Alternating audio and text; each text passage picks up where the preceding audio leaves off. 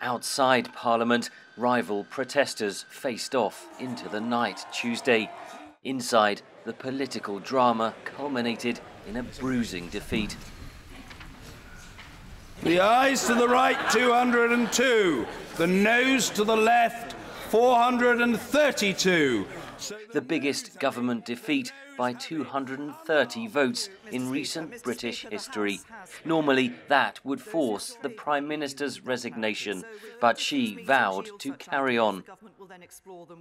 The government has heard what the House has said tonight, but I ask members on all sides of the House to listen to the British people who want this issue settled. The Prime Minister will face a vote of confidence in her government Wednesday, tabled by opposition Labour leader Jeremy Corbyn. She cannot seriously believe that after 2 years of failure, she is capable of negotiating a good deal for the people of this country. Despite Tuesday's defeat, May will likely survive Wednesday's vote of no confidence. She vowed to seek consensus on the way forward. Her best hope is persuading the EU to offer more concessions on the deal to satisfy MPs. If only to give an excuse for those MPs on her side who are getting worried but have committed themselves to opposing the deal, a fig leaf if you like, to allow them to say, I had my concerns, they've been assuaged by this document from the European Union, now I can change my mind and vote with the Prime Minister or at least abstain. But the EU has ruled out reopening the deal. EU Commission President Jean-Claude Juncker said after the vote the risk of a disorderly withdrawal has increased. In London, rival lawmakers are plotting their next move.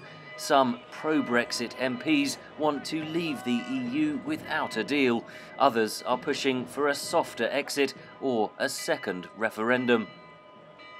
We're confronted with a range of outcomes. They all seem enormously implausible. The deal passing, having another referendum, general election, no deal. One of them will happen. Meanwhile, the protests are becoming more heated.